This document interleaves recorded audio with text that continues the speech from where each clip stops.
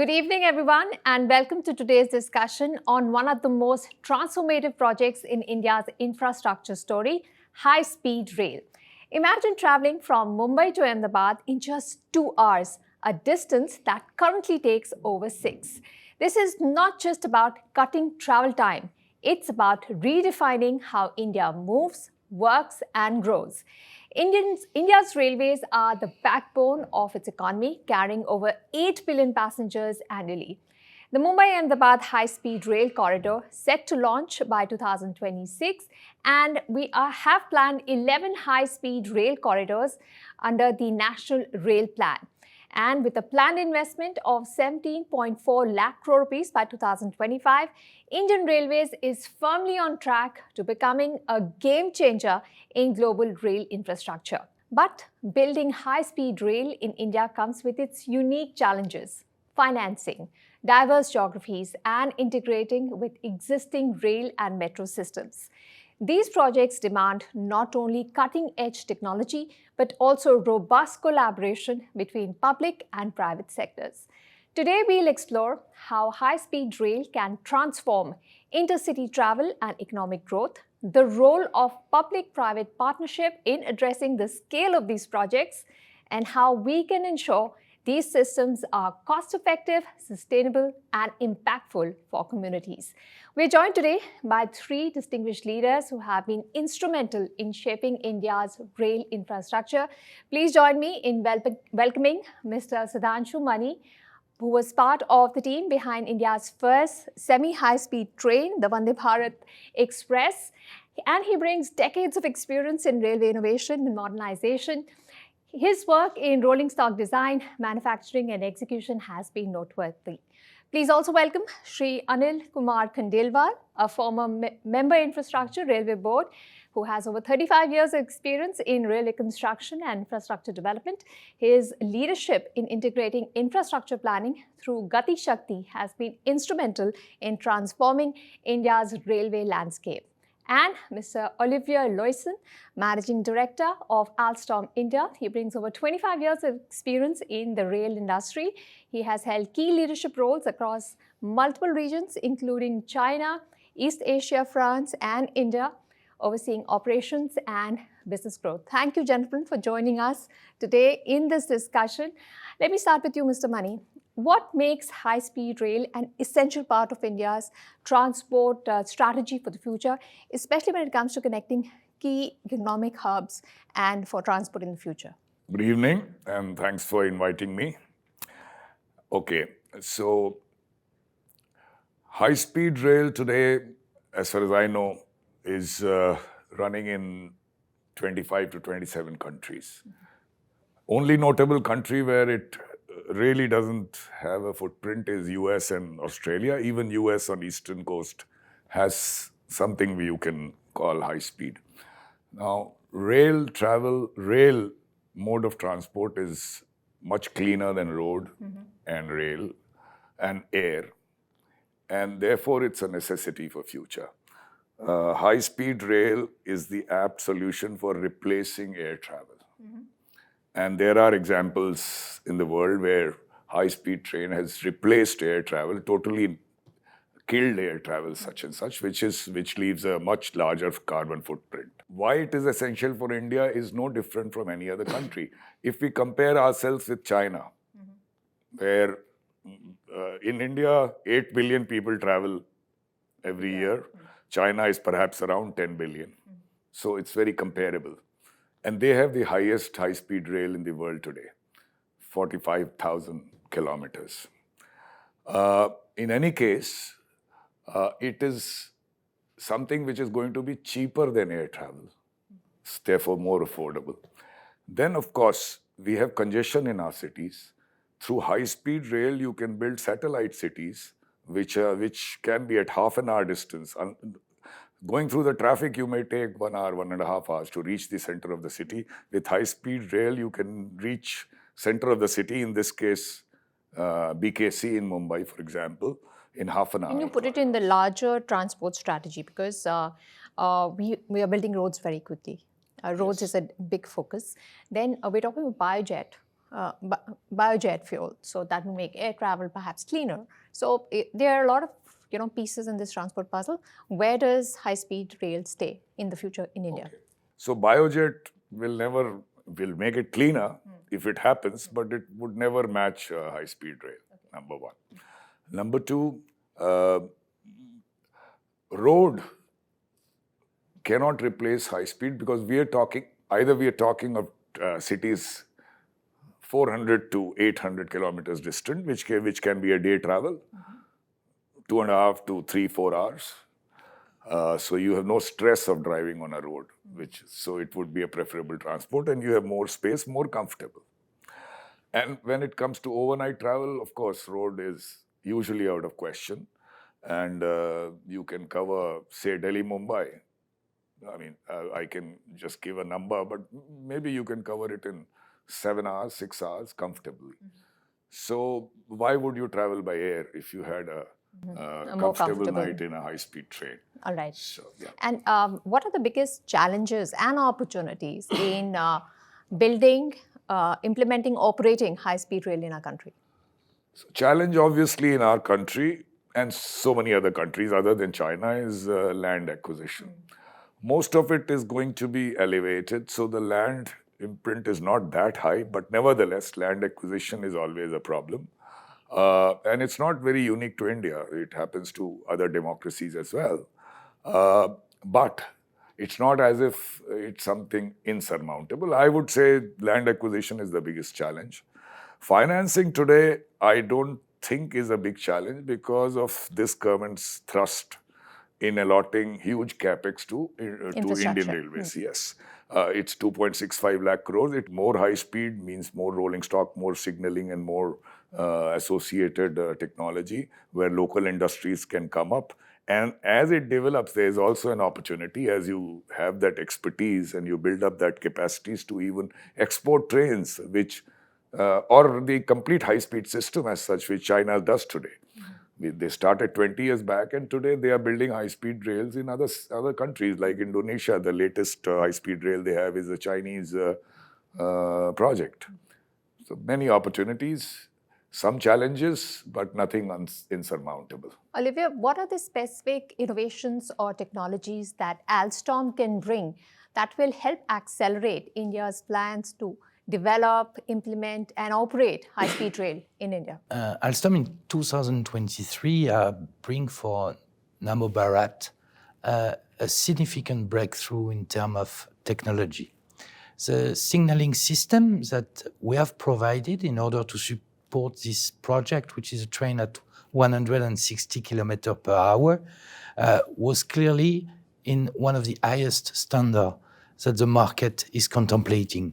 We are talking about ETCS level 2, hybrid level 3, LTE, connection with a platform screen door, which is clearly, as of today, associated with automated train motion, one of the highest level of standard within the market today, and first time in a row in the world, in India, before any other place. If you associate that with the Avelia train, which is up to 320 kilometers per hour, with a level of passenger comfort, with a level of energy efficiency, maintenance efficiency, and capacity which allow to transport massively people with a great passenger experience, those two technologies associated will be clearly helping India in this ambitious plan of very high-speed train. We need this public-private partnership to work in this sector. How can this actually work? How do you see it working in the future for high-speed rail in our country? I will tell you that you need not to wait. Very soon, Indian Railways will be having we will be running high-speed trains. The things are moving very fast. Works are progressing, rolling stock and other things. You will be happy to know that we are coming up with indigenous rolling stock for a speed up to 280 kmph to start with the high speed in our country. And very soon you will be traveling from Ahmedabad to Bombay by high speed in our country. The team is working very hard, and one of the best team is working on the project. So future is very good. As Mani sir has already told, financing is never a problem in the present scenario of the working. Prior to rail budget merging with the common budget, there was always issues of financing and capex. Railway used to have only 20,000, 25,000 crore capex, and then we were not able to, even you are also watching that earlier what infrastructure being developed was of the level of about 2,000 kilometer track, or we say 4 kilometer per day. Now we are more than 14 kilometer per day and more than 5,000 kilometer of track every year Indian Railway is adding. That amounts to be adding one Austria every year. But so how do you draw in more private investment? Because see, there is obviously an opportunity here. We want to revamp our infrastructure. They have the technology. There is an opportunity. How do you bring more investment? Because you're saying finance is not a problem, but is timeline a problem? How can that be papered over? And how can you attract more private investment? The railway projects are capital intensive, and the gestation period is very high. The day you start finance and then you get realized, it is a long time. The private sector don't want to invest the money. So whatever is so far experience of Indian Railways, in such project, the private sector is not showing interest. Number one, I have told, social issues, land acquisition, environment, long gestation period, cost of finances becomes very high. And then finally, when we comes to the transportation system, our passengers system is highly subsidized. Today also, we charge only about 52 paisa if we spend 1 rupee for a passenger movement. So no private person will come and try to, will feel like investing in such projects. Given the unique challenges that Maniji and Anilji have elaborated for us that exist in India, given your global expertise, how can you leverage that to ensure better implementation of high-speed projects in our countries?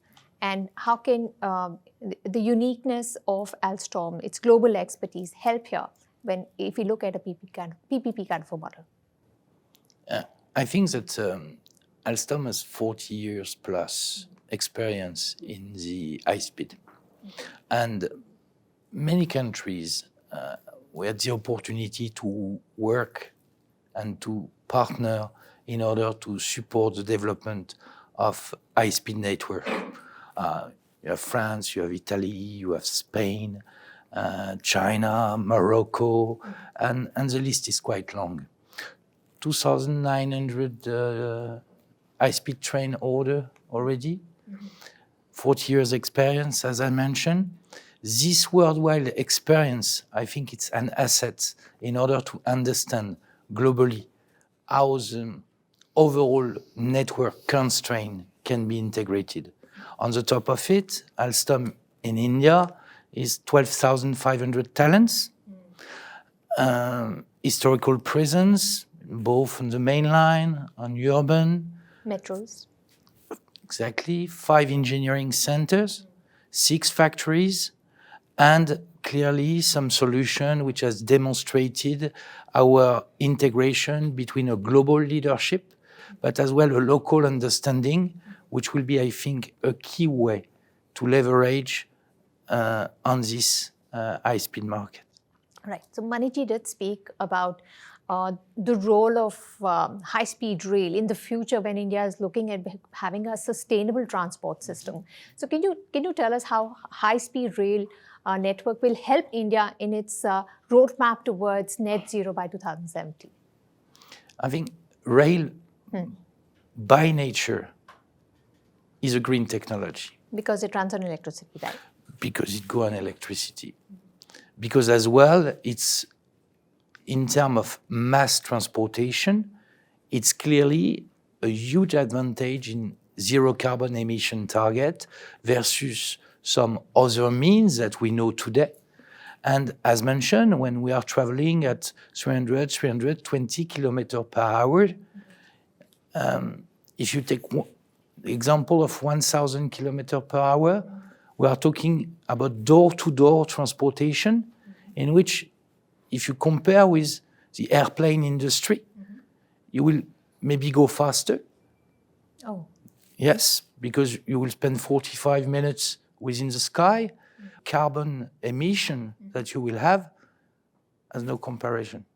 So by nature, the rail is a green technology, and mass transportation with level of comfort, safety, passenger experience, there is no competition between the two means.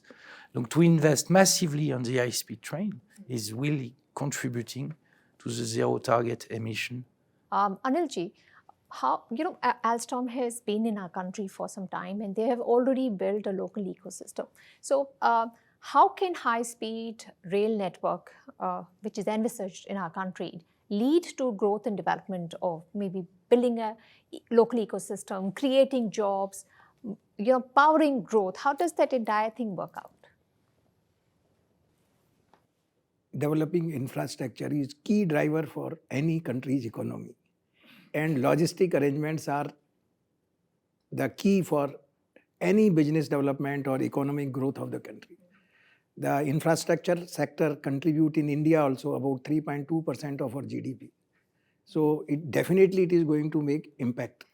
The high speed are best suited for about 800 kilometer to 1000 kilometer, means connecting two intercities. When we can reach to other places or workplaces, definitely our economic development will start happening. We can travel faster. It will be definitely cheaper than air travel. So productivity will be productivity will improve, the movement will improve, your mobility will improve, and it will lead to economic development of the country. The urban development will happen, and then business will grow. But as we reduce our logistic costs, our companies will become competitive, and then we will be able to compete. The economic growth will grow, and definitely we are already fifth economy, and with network expansion and infrastructure development, you have heard the news that by 2028 we may be third economy. We can bypass Japan and Germany. Growth is very good, but yes. How important is it to build an ecosystem where you're providing jobs also, you're building manufacturing facilities? When you have, definitely the job opportunity will improve. By infrastructure development itself, if we spend 1 crore on infrastructure, we get 4 job created, 4 employment created. There is a World Bank study. When there is an investment, there will be a lot of opportunities. So definitely economic activities and job creation are related to each other. And growth will definitely come. Niti Aayog says multiplier effect is more than 3.2 in infrastructure. All right. Olivier, given Alstom's experience with global high-speed rail networks, what are the lessons that India can take or you think should be implemented so that we have smooth implementation? I think that the global vision is the first point, and any success starts by a vision. The vision is there. It's already a very important element. The means are there as well in order to sustain the vision. I think that today many countries are using high-speed train. I think even there is some specificity in the interest of the execution to remain open on the standard and to use service-proven solution will be an asset in the implementation. Because once again, we are talking about some technology which are up to 320 km per hour, 350 km per hour. It's a technical system.